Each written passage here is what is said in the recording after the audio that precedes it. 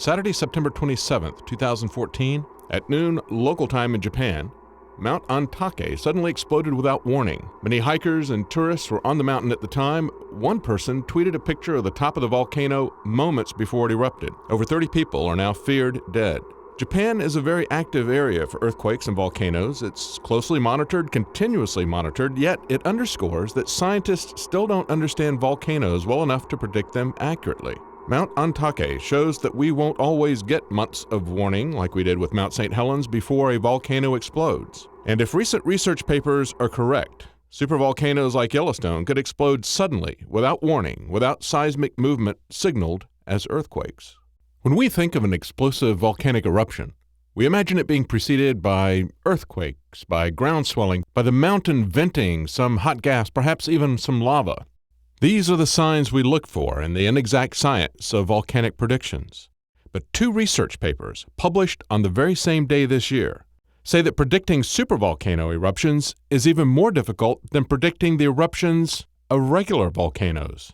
More on that in a moment. But first, do the events in Yellowstone earlier this year demonstrate changes that may be building toward an eruption? We did have an earthquake of 4.8 magnitude. Now that is the largest we've had in Yellowstone in over 30 years. And a couple of months later shuts down a road that's melted because of increased ground temperature. People start to get edgy about an impending eruption. I went to Yellowstone recently, and geothermal activity is everywhere. A reminder that you're on top of a super caldera and magma dome, the largest on Earth. Frankly, we are just a few miles above some really hot magma. That magma serves as the heat that fuels the geysers and hot springs and fumaroles in the park. It's that engine that allows for the unique things that we see here in Yellowstone. This is what the melted road looks like 2 months later. Yellowstone spokesman at the time said the road had turned to soup, and that was widely reported, even in the mainstream media. But when I spoke to a ranger there, she dismissed it as simply a bad asphalt job. That was closed due to melting, the heat? No, it has nothing to do with that. That was just a couple of days. It was the asphalt was soft. It was actually a bad asphalt job that they had done the summer previous to that. Okay. And that combined with the intensity of the sun in the middle of the summer, and that it was in a hydrothermal area, that it just got soft. Oh, okay. And they just had to replace it. So it had nothing to do with an increase in geothermal activity in that area, No. the ground being hotter, it was just the asphalt wasn't done. The asphalt, yeah, it was the combination of those things in that particular spot. I hadn't visited Firehole Lake Drive when I spoke to her, or I would have challenged what she told me. 2 months later, the road still doesn't look good. But more importantly, Yellowstone spokesman told the press at the time that people needed to stay away from the road because there was a high danger of stepping on seemingly solid soil into severely hot water. Contrary to what she said, Firehole Lake is an active geothermal area, and you can see that the road deteriorates as it comes into proximity to geothermal features. But it's what we've come to expect from government employees at every level: fear for their job if controversy erupts, and contempt for the public's right to know. If it was just a bad asphalt job heated up by the sun rather than increased ground temperature, then why are there other melted paved areas that they've just fenced off rather than try to fix? My suspicion is that the spots are so hot at the moment that they can't fix them. Ground temperature goes up and down with seismic activity in the park. We see between 1,000 and 3,000 earthquakes a year in Yellowstone. Most of them are so small, nobody ever feels them. Swarms of small earthquakes that you can't even feel can cause the ground to go through major changes. Look at this area that was once a forest. The ground was a hospitable environment for trees to grow for a long period of time. Then in 1978, swarms of small earthquakes caused the ground in this area to rise to 200 degrees Fahrenheit. It wasn't the quakes, but the heat that killed the trees. So while we may be heading into another period of increased activity in Yellowstone, it's far from the largest activity we've seen since it became a park. Of course, everyone will tell you that it's not if, but when the super caldera blows up. The difficulty, of course, is knowing when that's going to happen. Two research papers that were released on the same day this year, January the 5th, 2014, say that supervolcanoes aren't just bigger volcanoes, they have a completely different mechanism. The firing mechanism is a function of the buoyancy of the gigantic magma dome and the size of the dome. It makes it much more unpredictable than a regular volcano. And about the same time these research papers were saying that the eruption of a supervolcano was a function of magma dome size, we learned that Yellowstone's magma dome is 2.5 times larger than they previously thought. 55 miles long, 18 miles wide, 3 to 9 miles deep. For the sake of comparison, let's pretend for a moment that global warming predictions used to justify global taxation of man-made global warming are true. The IPCC's worst-case scenarios range from a 1 to 3 degree centigrade increase to a 2 to 6 degree centigrade increase, and that's over a 100-year period.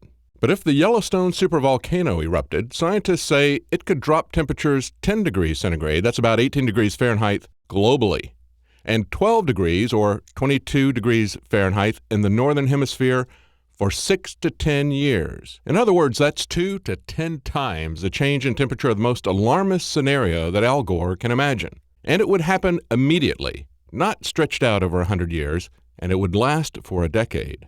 That would be real climate change. And of course, that would just be the temperature effect of a supervolcano eruption. There's also the devastation of the ash covering the ground and the massive explosion, estimated to be 1,000 times the size of the Hiroshima nuclear bomb, every second. The science of volcanic predictions is very new and unreliable at best. I think most of the ones that they think they'd be able to predict, they're thinking like maybe hours to days that they'd be able to give people. This one, we think we know what we'd be looking for, and most of those are for little Mount St. Helens style eruptions, which is little compared to this. Yeah. Yes, the deadliest, most destructive volcanic eruption in U.S. history, where 57 people died, is a very tiny eruption compared to what could happen even with a partial eruption at Yellowstone. Mount St. Helens began in March 15, 1980, with a lot of earthquakes, over 100 in 6 days. Then a 4.2 magnitude earthquake, a little smaller than the 4.8 Yellowstone quake in April. 5 days later, 7 earthquakes, all over magnitude 4.0 in just 1 day. The next day, the first eruption with a plume of 7,000 feet. The volcano continued to erupt over several weeks, and the plume rose to 20,000 feet. By April 17th, about a month after the volcano became active, a bulge began growing on the side of the mountain and began to grow at 5 to 8 feet per day. U.S. Geological Service volcanologist David A. Johnston, shown here exploring the bulge the day before it exploded, believed the volcano was about to explode catastrophically, unlike some of his colleagues. Nevertheless, he and other scientists were surprised by the extent of the explosion. When the mountain exploded the next day, the pyroclastic flow of rock and hot gas at nearly 1,800 degrees Fahrenheit would have begun at 220 miles per hour and accelerated downhill to 670 miles per hour, reaching Johnston's camp 6 miles away in less than a minute. He only had time to radio, Vancouver, this is it." An amateur radio operator, Gary Martin, located a little farther away than David Johnston, saw the pyroclastic flow overtake Johnston's camp. He radioed, "Gentlemen, the camper and the car sitting over to the south of me is covered. It's gonna get me too. I can't get out of here." Then his radio went silent.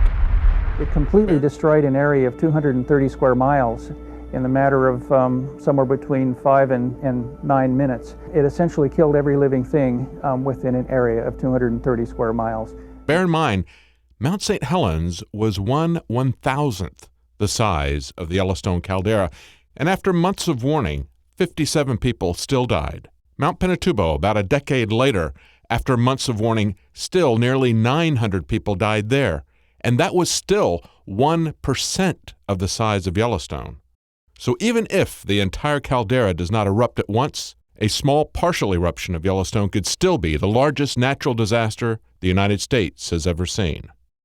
There's much we don't know yet about volcanoes, and we know even less about the mechanisms of supervolcanoes. Yellowstone is a beautiful and fascinating place. It's truly unique.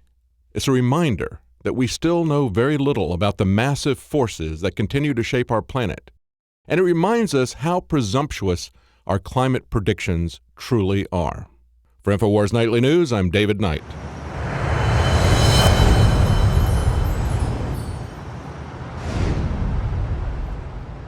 In the past decade, we have witnessed unparalleled scientific discoveries in the area of health. But no one has put together a formula that focuses directly on brain health, nerve growth factors, and optimizing your cellular energy at the same time. DNA Force is one of the most expensive formulas to produce. Some of the ingredients in DNA Force are $12,000 a kilogram. We are using the coveted, patented, only American source of PQQ, CoQ10, and more. You want the best that's out there at the lowest price anywhere? Well, we're bringing you a total win-win. The ultimate value, cutting-edge, trailblazing game changer that also supports the InfoWar.